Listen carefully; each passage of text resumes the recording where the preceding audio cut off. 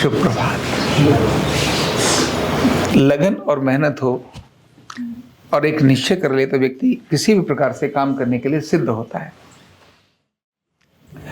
यहाँ से शुक्रवार की दोपहर को निकले और शुक्रवार की दोपहर से निकलकर आज अभी सवेरे 7:30 बजे तक कोई जगह हमने इसीलिए ली कि चलो वहां अब रात्रि विश्राम करेंगे, सोएंगे, ऐसा नहीं रहा। कंटिन्यू ट्रैवलिंग माने गाड़ी से उतरे, यहां से जब चले थे शुक्रवार को तो सारी रात चले। सवेरे लगभग 6 बजे 6:30 बजे करीब प्रयागराज कुंभ में पहुंचे। इतनी लंबी जर्नी अपने आप में बहुत टेढ़ी होती है। उसके बाद फिर वहां से पैदल चलते चलते 5-6 किलोमीटर दूर सरयू उन्हें वहाँ कुंभ के अंदर स्नान करके आए। प्रयागराज के अंदर स्नान किया। स्नान करने के बाद आए, पैदल आए, फिर जो भी कुछ खाया पिया और वहाँ से 2:30 बजे करीब निकल गए आगे माँ विंध्यवासिनी के दर्शन करने के लिए। फिर गाड़ी में बैठ गए और गाड़ी में बैठने के बाद दोपहर से लेकर बस खाने के लिए जरूर उतरे। उसके बाद फिर गाड़ी में चल पड़े और चलते चलते पहुँचे माँ विंध्यवासिनी के दर्शन के लिए। वहाँ उनके दर्शन किए, दर्शन के बाद फिर से गाड़ी में बैठ गए और गाड़ी के बाद फिर अयोध्या के लिए चल पड़े। और अयोध्या में भी सवेरे शायद 3:30-4 बजे करीब आए, यानी गाड़ी में ही आए।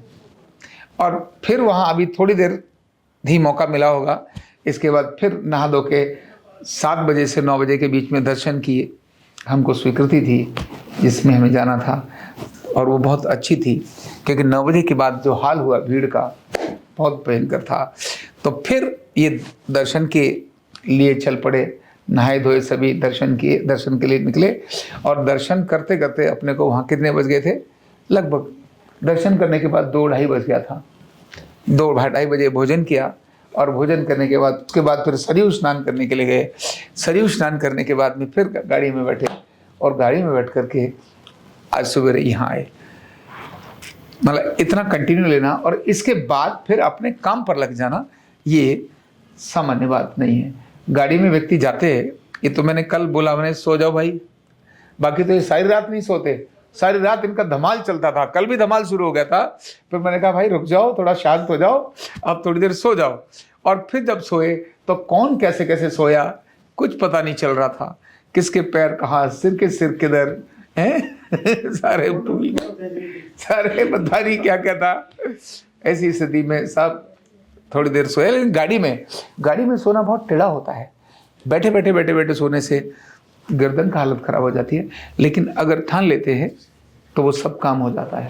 तो कंटिन्यू गाड़ी में चलते व्यक्ति कहता है ना, थक गया, ये काम करूँगा, तो ऐसा ना होकर अपने पूरे न्यूरोथेरेपी के जो थेरेपिस्ट और उनके अलावा जो बाकी स्टाफ भी गया था, वो भी एक अच्छी मेहनत के बाद फिर से अपने काम पर एक्टिव हो। क्योंकि शर्त थी कि आप जाएंगे लेकिन सोमवार को आप छुट्टी नहीं करेंगे।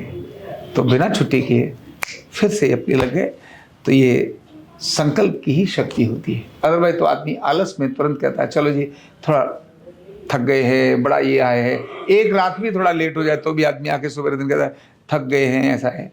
मन में अगर ठान लिया यस करना है तो फिर आपकी नींद, आपकी बाकी चीज़ें आपको तंग नहीं करती। और अगर आपने ठाना नहीं है, आपने संकल्प नहीं लिया, तब फिर आपको वो सब चीज़ें कष्ट देती हैं। इसीलिए कहते हैं मन के हारे हार है और मन के जीते जीत।